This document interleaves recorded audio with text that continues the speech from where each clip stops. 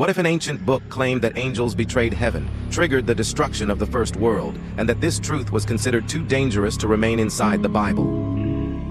This book describes forbidden knowledge, fallen angels, and a global catastrophe erased from religious history long before the story of Noah and the Great Flood ever begins. That forbidden text is known as the Book of Enoch, and its message challenges everything we think we know about angels, divine judgment, and the true origin of the flood.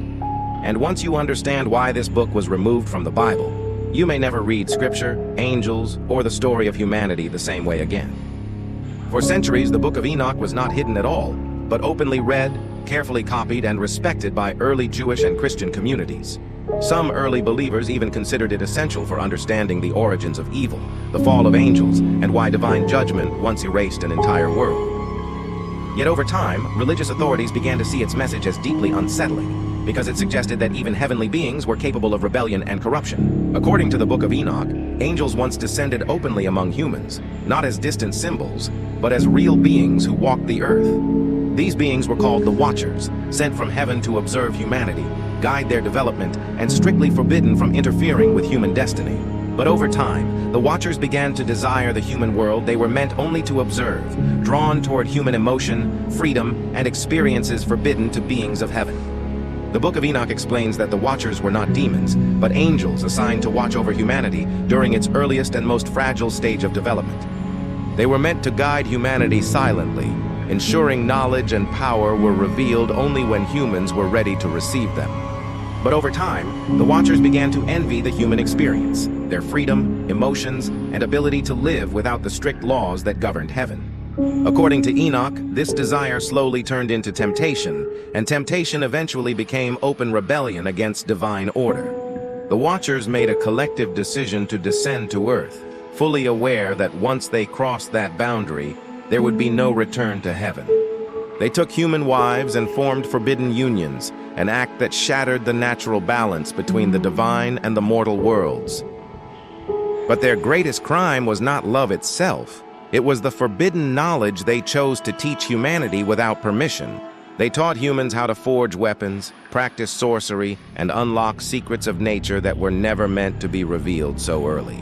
According to the Book of Enoch, this sudden knowledge accelerated human progress, but also magnified human violence, ambition, and desire for domination. And from these forbidden unions between angels and humans, something unnatural was born into the world, beings whose existence would push creation toward collapse. The Book of Enoch calls these beings the Nephilim, giants born from angels and humans, possessing immense strength, uncontrolled hunger, and no loyalty to either heaven or earth. According to Enoch, the Nephilim quickly overwhelmed the world, consuming its resources, destroying cities, and eventually turning their violence directly against humanity itself. Human society collapsed under endless warfare, famine, and fear, as the earth became a place of constant bloodshed and unchecked corruption. The Book of Enoch describes this period as a complete corruption of creation, a world so violent and broken that it could no longer be allowed to continue. This was not simply human failure, but the result of heavenly beings crossing boundaries they were never meant to cross. According to Enoch, heaven itself responded to this rebellion, as divine judgment began to form against both the fallen angels and their creations. It is at this moment that Enoch enters the story, a man described as righteous, faithful, and untouched by the corruption around him. The Book of Enoch says that he walked with God, and because of this he was chosen to witness truths hidden from the rest of humanity. Rather than dying like other men, Enoch was taken from the earth and brought into the presence of the divine. There, Enoch was shown visions of the universe, the fate of the fallen angels, and the catastrophic judgment that would soon cleanse the world. According to the Book of Enoch, he was commanded to record everything he witnessed, so that future generations would understand why the first world was judged and destroyed. These writings describe the rebellion of the Watchers, the rise of the Nephilim, and the chain of events that led humanity toward near extinction. Enoch also recorded the fate awaiting the fallen angels, a punishment designed not only to stop them, but to prevent such a rebellion from ever happening again. According to the text, the Watchers were stripped of their power, imprisoned beneath the earth, and forced to witness the destruction they had helped create. The Book of Enoch presents this judgment as a warning, that even beings of heaven are not beyond accountability when divine boundaries are crossed. For early believers, these writings offered an explanation for the flood, connecting human corruption, fallen angels, and divine judgment into a single narrative. But as religious doctrine evolved, the message of Enoch became increasingly uncomfortable because it challenged the idea that angels were perfect and incapable of rebellion. The Book of Enoch suggested that evil did not begin with humanity alone, but with a cosmic rebellion that preceded human history itself.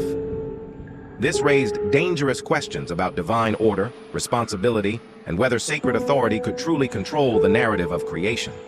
And slowly, without a single dramatic announcement, the Book of Enoch was excluded from accepted scripture and labeled as non-canonical. Once excluded from scripture, the Book of Enoch slowly disappeared from the Western world, copied less often, discussed less openly, until most believers no longer knew it had ever existed. For centuries, the book survived only in fragments, references, and whispered mentions, a forbidden text remembered indirectly but never fully read by most of the world.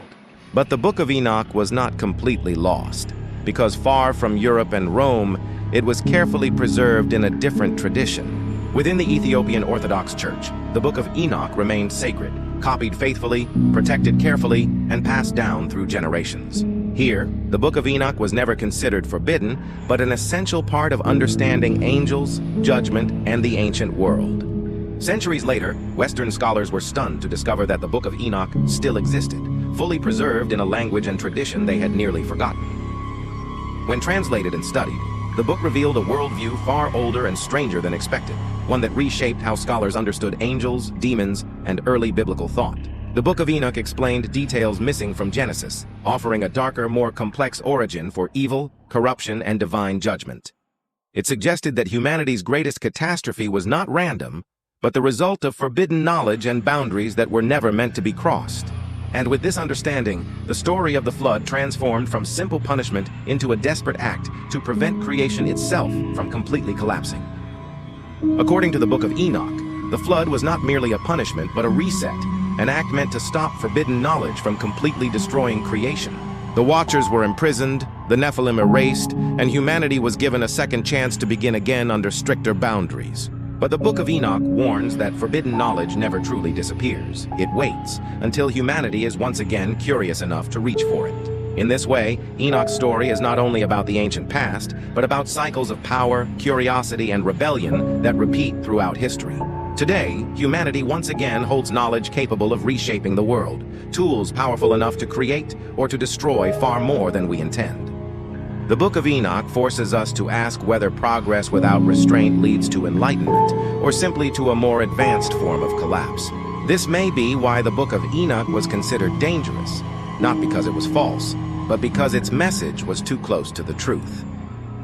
Removed from the Bible, hidden from doctrine, yet preserved just long enough to survive into the modern world. The question is no longer whether the Book of Enoch exists, or whether it mattered in the past, but whether we are finally ready to understand its warning. Because if Enoch was right, the greatest danger is not forbidden knowledge itself, but humanity's inability to respect the boundaries that come with it.